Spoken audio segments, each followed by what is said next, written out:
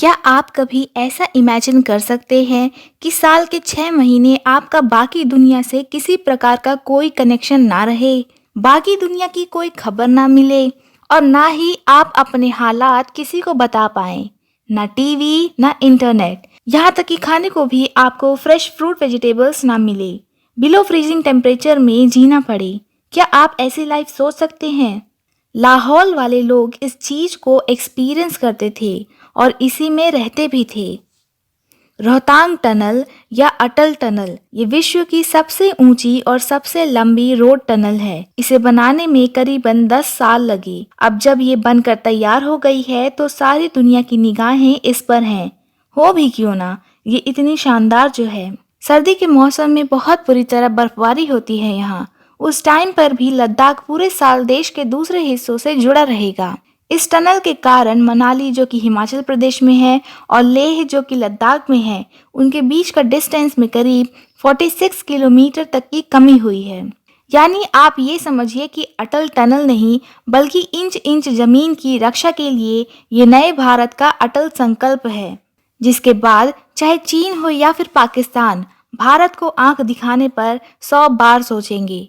इस टनल का उद्घाटन माननीय प्रधानमंत्री श्री नरेंद्र मोदी जी के द्वारा 3 अक्टूबर 2020 को किया गया है। इस टनल का नाम पूर्व प्रधानमंत्री भारत रत्न अटल बिहारी वाजपेयी के नाम पर है। अटल टनल के उद्घाटन के 2 घंटे बाद ही इसे चालू कर दिया गया था। जैसा कि आप देख रहे हैं, ट्रक, बाइक, कार सबको अलाउ कर दिया गया था यहाँ से क्रॉस करने को। रोहतांग में स्थित 9.02 किलोमीटर लंबी ये टनल 10,000 फीट की ऊंचाई पर बनी है, जो कि मनाली को लाहौल स्पीति से जोड़ती है। इस टनल की वजह से मनाली से लाहौल स्पीति पूरे साल 12 महीने आना जाना हो सकेगा। इससे पहले बर्फबारी की वजह से लाहौल स्पीति घाटी साल के 6 महीनों तक देश के बाकी हिस्सों से पूरी तरह कट जाती थी। उनके बीच में बिल्कुल कोई कनेक्टिविटी नहीं रहती थी। मनाली से लाहौल और स्पीति वैली जाने तक का रास्ता, जो कि पहले 5 से 6 घंटे में पूरा होता था, अब सिर्फ 10 मिनट में पूरा हो जाएगा। अटल टनल से रोजाना 3,000 कारें और 1,500 ट्रक 40 से 80 किलोमीटर की स्पीड से निकल सकेंगे। टनल पूरे साल 24 घंटे खुला रहेगा। अटल टनल में सुरक्षा के पर्याप्त इंतजाम किए गए हैं। टनल हर मौसम के हिसाब से बना है। बर्फ और हिमस्खलन का कोई असर नहीं होगा। आग जैसे हालातों से निपटने के पूरे इंतजाम हैं। हर 60 मीटर की दूरी पर फायर एक्सटिंग्विशर्स रखे गए हैं। हर 150 मीटर की दूरी पर टेलीफोन की व्यवस्था की गई है ताकि आपात स्थिति में संपर्क स्थापित किया जा सके। ब्रॉडकास्टिंग सिस्टम और automatic incident detection system with CCTV cameras के साथ हर 250 मीटर पर लगा है। इमरजेंसी में एग्जिट गेट मुख्य सुरंग के नीचे से हर 500 मीटर पर बनाई गई है।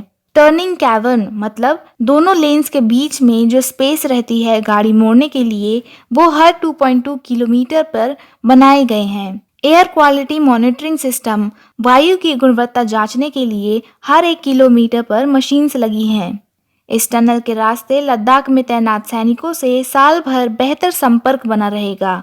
आपात परिस्थितियों के लिए ये सुरंग सबसे कारगर साबित होगी और विशेष परिस्थितियों में अटल टनल आपातकालीन निकास इमरजेंसी एग्जिट का काम करेगी।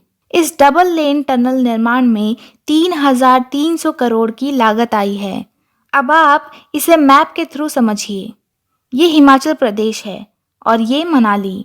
मनाली हिमाचल प्रदेश का एक high altitude Himalayan resort town है।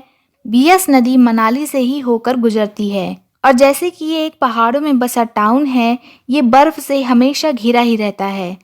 अब हमको मनाली से रोहतांग पास जाना है, जो कि 50 से 55 किलोमीटर तक दूर है। रोहतांग पास या रोहतांग ला ऐसी रोड है जो कि पहाड़ों के बीच से गुजरती है और आपको लद्दाख तक पहुंचाती है।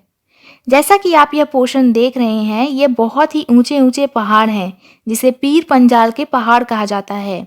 इसको लेह मनाली हाईवे कहा जाता है और ये पहाड़ों से गुजरती हुई रोड ही बहुत ही मुश्किलों से भरा पूरा जिगजैग पैटर्न का बना हुआ, इसी को रोहतांग ला कहा जाता है। तो मनाली से रोहतांग ला पहुंचने में 2-3 घंटे का समय लगता है।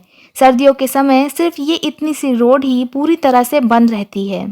रोहतांग पास 3,978 मीटर समुद्र तल से ऊंचा है और मनाली 2,050 मीटर। तो मतलब कि उत्तर दिशा की तरफ और बढ़ने पर जमीनी ऊंचाई और बढ़ती जाती है। और जब आप रोहतांग पास को क्रॉस कर लेंगे तो जमीनी ऊंचाई फिर से धीरे धीरे कम होती जाती है। बहुत नहीं, लेकिन पीर पंजाल पहाड़ से तो थोड़ा कम ही।